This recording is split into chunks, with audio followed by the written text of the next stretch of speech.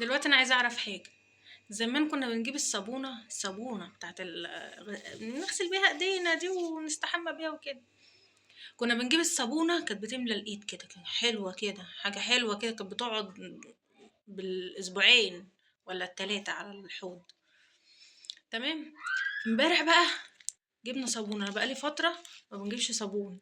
ما بجيبش صابون لان انا عندي الشاور حاجات كبيره كده فبستخدمها شاور وشامبو وكده، مش بنستخدم الصابون ده خالص. حتى في غسيل الايد بنستخدم شاور. تمام. جبنا صابون. ايه دي؟ انا اتصدمت. ايه دي؟ ايه دي؟ استنى بقى. فتحتها اتصدمت اكتر. ايه دي؟ مش جايبه صباعين. والله ما جايبه صباعين. يعني هي عقلتين، عقلتين ونص. بصوا ايه دي.